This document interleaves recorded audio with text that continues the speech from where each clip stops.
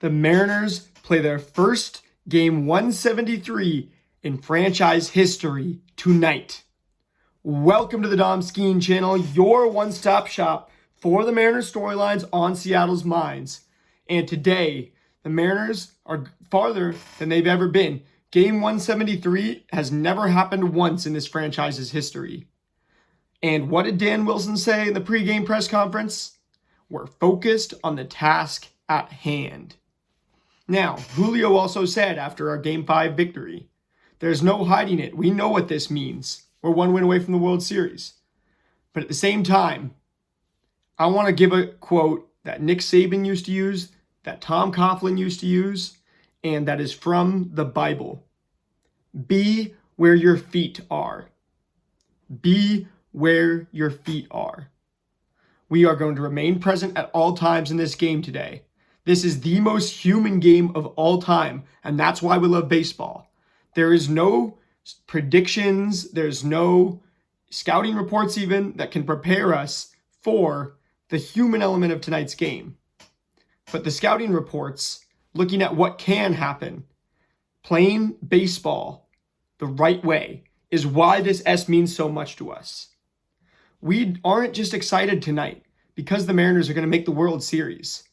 We're more excited than any other fan base ever has been for this moment. And why are we more excited? It's because of everything that it's taken to get here. We have been forced to play the game the right way. I grew up learning that baseball isn't just about wins and losses, but it's about what you do. And feeling good and doing good are two very different things. But tonight, we're going to do good. First, I want to give one thing I want to do is give a prayer for George Springer. I boo him more than anybody at the stadium. Even as a fan, I'll admit there was a time where in 2021 or 2022, I can't remember, I think 2021, I started to chant, "You're a cheater," and the entire stadium got going.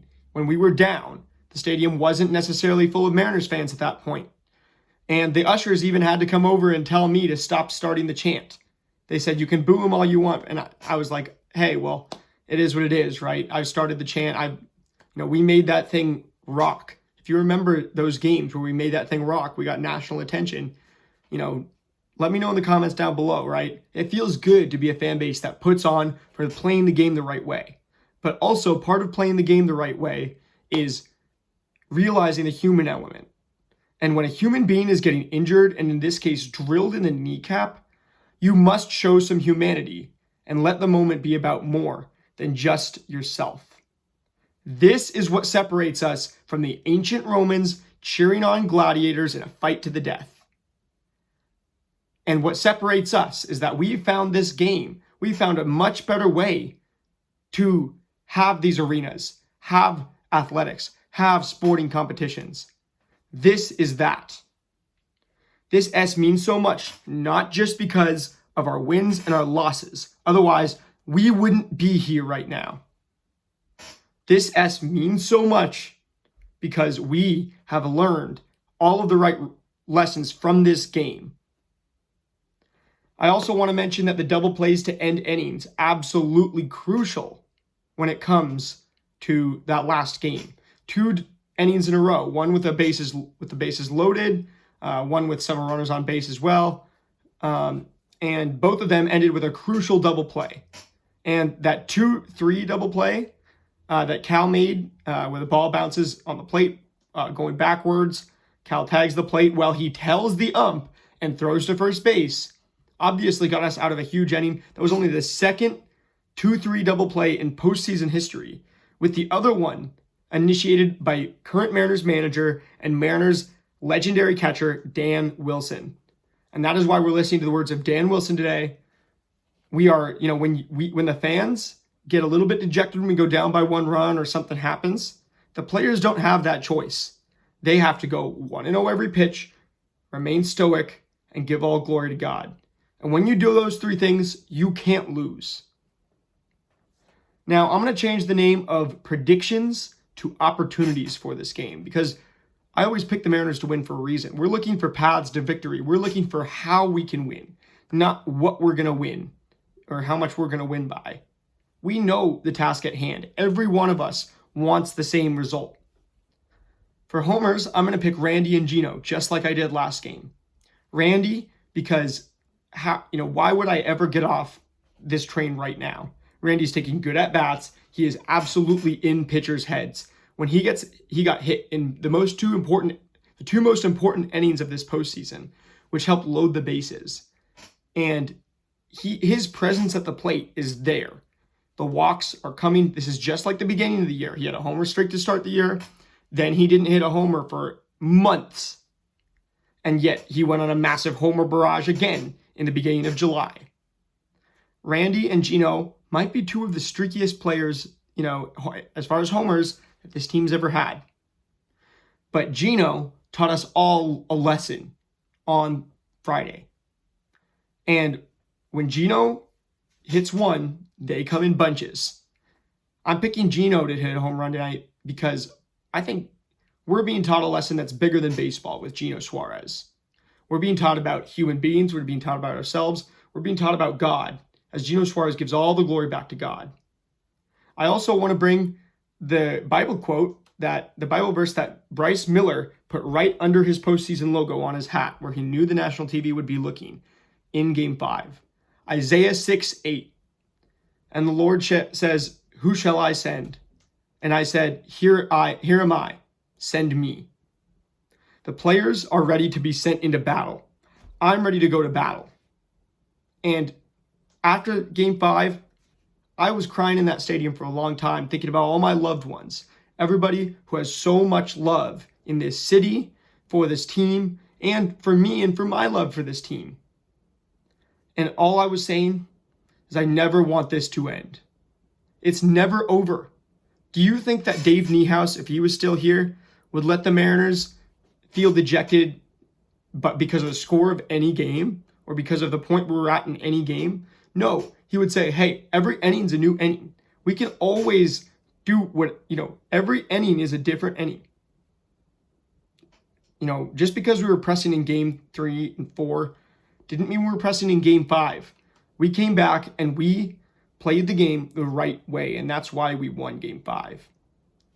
The first game 173 ever. We're focused on the task at hand, and we're ready to be where our feet are.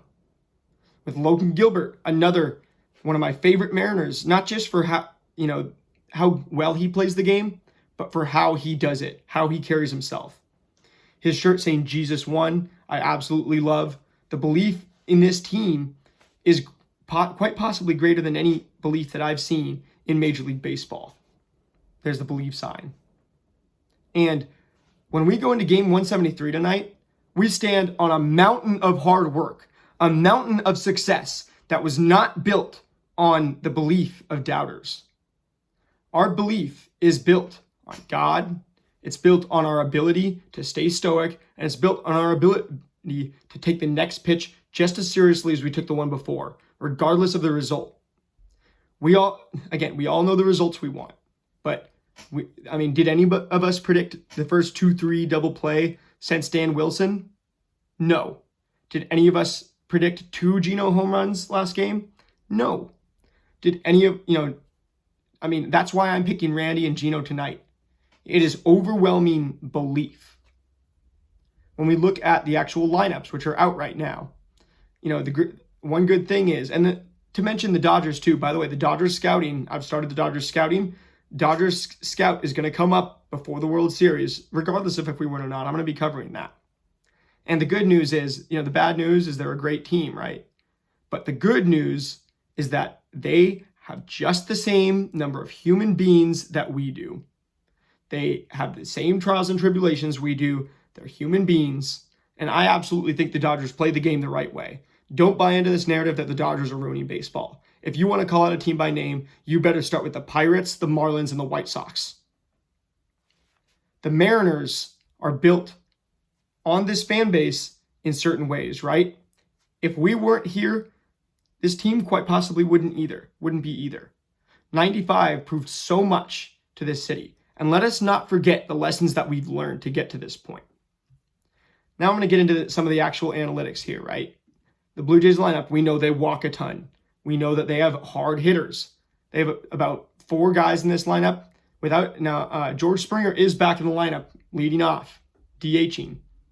Not going to play in the field, but it doesn't matter, right? Their outfield of Lucas, Varsho, and Barger have been playing excellent defensive baseball.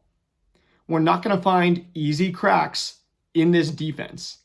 We're going to have to hit the ball up the middle, stay with the Edgar approach, and eventually, right, you're going to pull some balls. Eventually, you're going to hit some the opposite way. But everything works off of the belief that you stay down the middle, stay straight, eyes on the prize. Put that million-mile stare on as we go into this game. Think about Dave Niehaus. And again, I have to mention another Mariner who passed away today. Rest in peace to Jesus Montero. He suffered a car accident in Venezuela at the beginning of this month, and he was in critical condition. He succumbed to his injuries today. So I want to say, God bless you, Jesus Montero. God bless the Montero family. Let them be with us tonight. And let's do this one for Jesus Montero. I still remember that first triple he hit against the Orioles. I was there. It was I think a Wednesday night game. And there was maybe 10,000 fans in the stadium. I talked about that year's Fan Fest in my last video, how we were so hopeful just because we had a few veterans and we had the fences moving in. Now, if we can't be hopeful in this moment, no matter what the results seem to be, then what have we learned? We are standing on a mountain of belief. There's nothing that can stop us if we play the game the right way. Gosh, I should have turned on my Do Not Disturb before this. Anyway, I'm going to leave you guys with, a few things. First of all, 1-0 every pitch. And one pitch at a time, like Cal says, too, is even better than 1-0 every pitch, I think, for baseball, because you're not going to win every pitch, but you take it one pitch at a time. That's the reason that we were able to have that 8th inning the other night. Don't think that we had that 8th inning because we were anointed. And I wouldn't take a sweep over what we're doing right now. This story is everything. The game that they're about to play, that's everything. I'm proud of the game, the 172 that we played before this, and I'm going to be proud of the game we play tonight because we're going to play the right way. And as fans, it's up to us to stand with that team. That team is not allowed to get dejected no matter what the score is. That team is not allowed to, get too emotional until that final out, that final hit, whatever it is. All we need to do is believe. I want to get into the baseball stuff, but we know who Trey Savage is. He has the same exact pitch mix as Kevin Gausman. He uses the slider a little bit more. The slider and splitter almost even usage for him. And Mariners struggle with both of those pitches. Now, Julio, jumped all over that first pitch from Trey Savage last time, a fastball that came back into the middle of the plate. But is he going to do that today? I don't know. We switched this lineup up for a reason, and it works a little bit better. It's a little bit more traditional. You don't go with a walk king and Randy Arozarena at the top of the order, but you go with Julio Rodriguez, a speed demon. You go with Cal Raleigh as in the 2-hole, which we have pretty much all season. Cal Raleigh, we know who he is. We know what he does. Let's not forget his walk percentage. We don't need Cal Raleigh to hit a homer every single time. Cal Raleigh's walk percentage being so high is why he sees the pitches that he does. Controlling the zone is key because while their hitters control the zone just as well as our pitchers do, our hitters can control the zone just as well as their pitchers do.